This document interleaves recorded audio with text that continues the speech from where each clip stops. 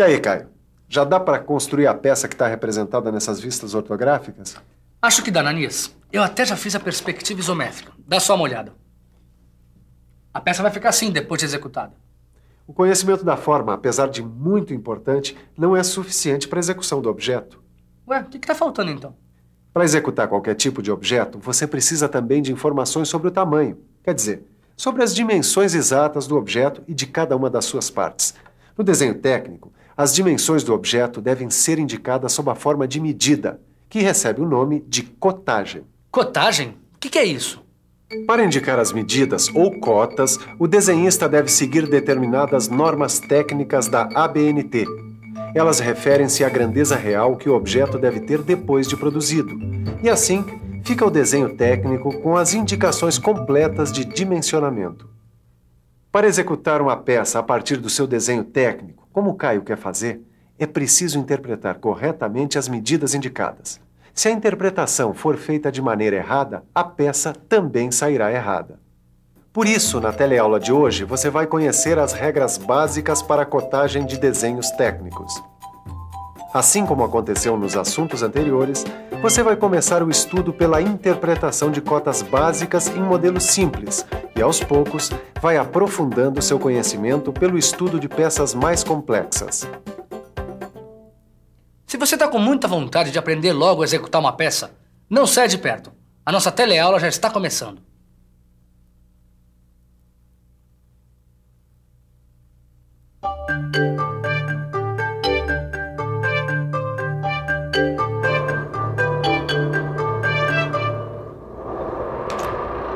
Ô Silva! Oi! Para um pouquinho aí. O que é, Tito? Por favor, como é que se indicam as medidas das peças em desenho técnico-mecânico? Ô Tito, num desenho técnico-mecânico, a unidade de medida utilizada é o milímetro. Escreve-se apenas a medida sem a indicação do símbolo mm. Por exemplo, se uma peça tem 35 milímetros de comprimento, aparecerá somente o número 35, ficando subentendido que se trata de 35 milímetros.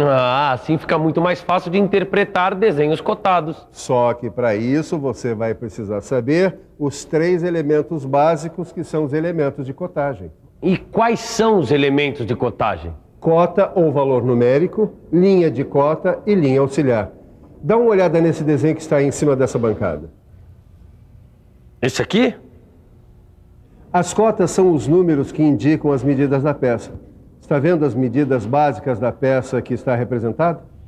Eu estou sim. Elas estão indicadas pelas cotas 50, 12 e 25. Tá bom. E qual é o próximo elemento de cotagem? São as linhas de cota. O que é isso? Dá só uma olhada aqui. Linhas de cota são linhas estreitas e contínuas com setas ou traços oblíquos nas extremidades. Mas será que não existem regras que mostrem de uma maneira geral como fazer a cotagem em diversas situações? Angela, tá na hora de falar sobre as regras gerais de cotagem.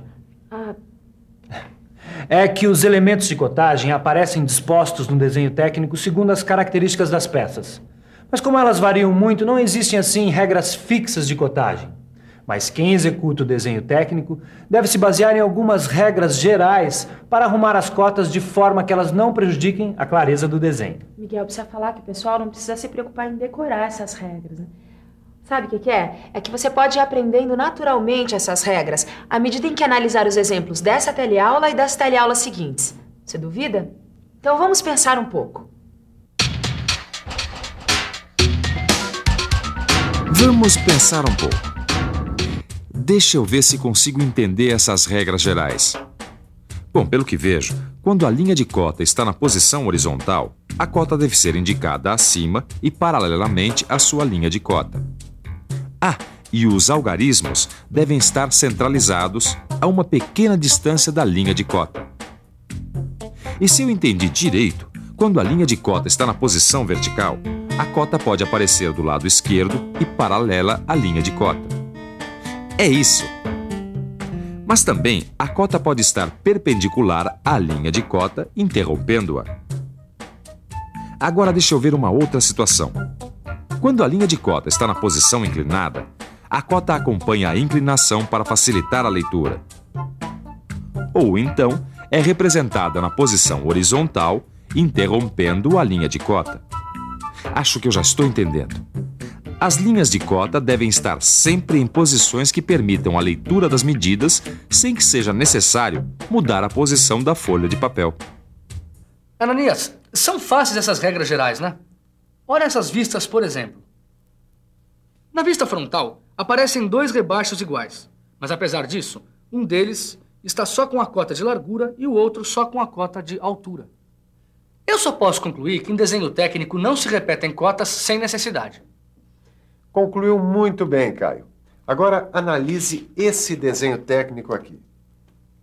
Deixa eu ver. Bom, o que eu consigo entender é que a vista que transmite a ideia mais clara da forma do rebaixo é a vista frontal. E por isso, a cotagem do rebaixo é feita justamente nela. Perfeito. Isso acontece porque as cotas devem ser sempre indicadas nas vistas onde os elementos aparecem melhor representados. Já o furo vem representado por linhas tracejadas na vista frontal. Pelo que eu entendi, sempre que possível deve-se evitar a cotagem de elementos representados por linhas tracejadas. Talvez seja por isso que a cotagem do furo aparece indicada na vista superior, justamente a vista onde a forma circular fica visível. Pessoal, hoje aqui tá realmente afiado, né, Miguel? Aproveita e fala que no desenho técnico, as cotas devem ser localizadas sem que sejam cortadas ou separadas por qualquer outra linha. Tá bom, eu falo. É que nos exemplos que nós analisamos até aqui, as cotas vinham representadas sobre as linhas de cota ou interrompendo as linhas de cota. Só que você tá esquecendo de falar uma coisa.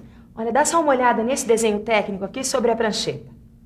Veja que num mesmo desenho, os 2 modos de escrever as cotas sobre a linha de cota ou interrompendo a linha de cota não devem ser misturados. E além disso, as cotas devem ser representadas em tamanho que as torne facilmente legíveis, tanto no original como em qualquer tipo de reprodução. Tito, é que além das regras gerais de cotagem para a execução de um desenho técnico, você precisa conhecer os métodos de cotagem. Bom, mas o que é que eu tenho que saber, Silva? Bom, é preciso que você tenha conhecimento sobre a função da peça, o processo de fabricação, os métodos de controle de qualidade que serão aplicados. Sabe, Tito, uma peça nunca deve ser considerada isoladamente. Ela sempre faz parte de um conjunto no qual desempenha determinada função.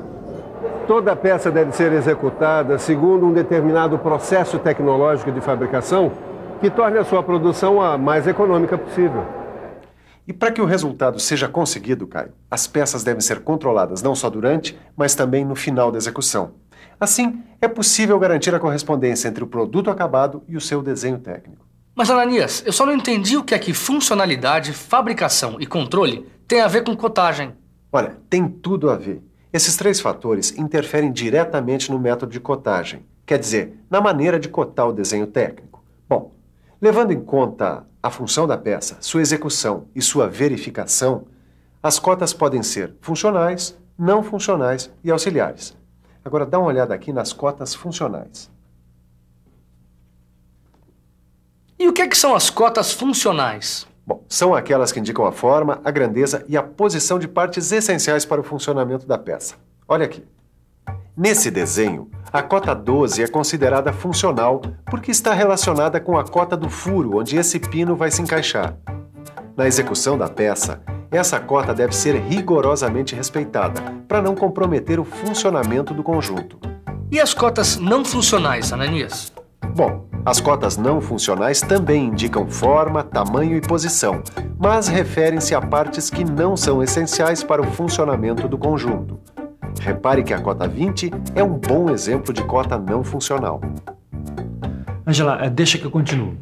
Eu vou falar sobre as cotas auxiliares. As cotas auxiliares complementam as cotas que a gente viu até agora. Elas aparecem no desenho apenas para evitar cálculos e podem ser indicadas entre parênteses. Dá uma olhada. Essa cota aqui, a cota 40, é uma cota auxiliar.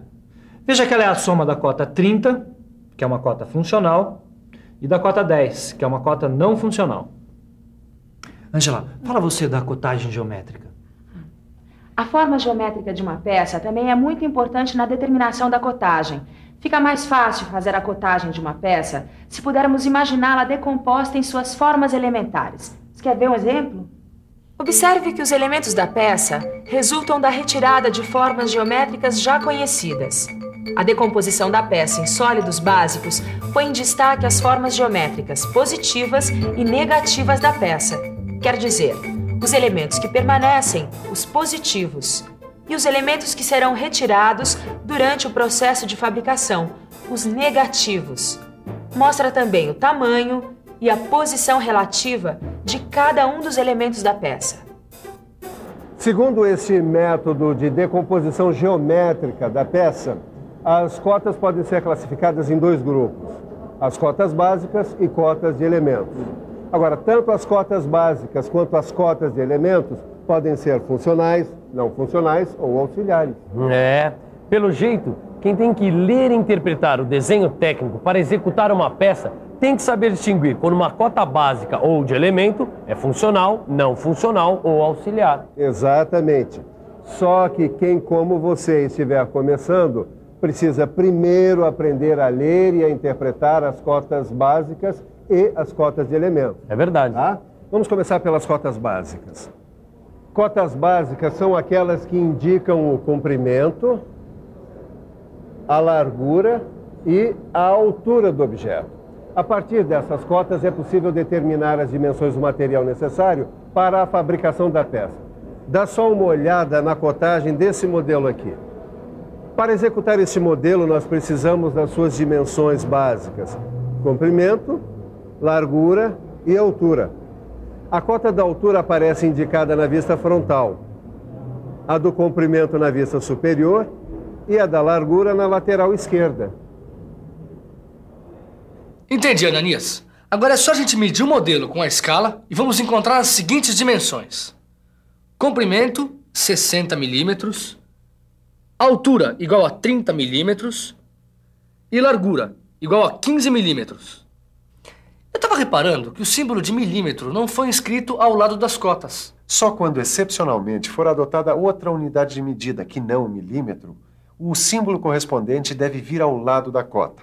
Sabe, Caio, existe mais de uma maneira de cotar o mesmo desenho. Então deixa eu ver quais são. Tá certo. Eu tô vendo que a pessoa que executa o desenho deve escolher, de acordo com as características da peça, a disposição das cotas que permita identificar da melhor maneira possível as dimensões da peça. Agora, quem lê e interpreta o desenho técnico deve ser capaz de associar cada cota à dimensão que ela representa. E para isso, nada melhor do que ficar de olho na nossa revisão. E atenção, se liga aí que é a hora da revisão. Na teleaula de hoje, nós conhecemos os elementos de cotagem dos desenhos técnicos. Aprendemos regras gerais de cotagem. E acompanhamos os métodos de cotagem. Bom, você deve estar imaginando que para executar uma peça com elementos é preciso ter as cotas dos elementos e também as cotas básicas. Mas isso já é assunto para a nossa próxima teleaula. Agora, aproveita os exercícios no seu livro de estudos, porque assim você vai longe. Tchau!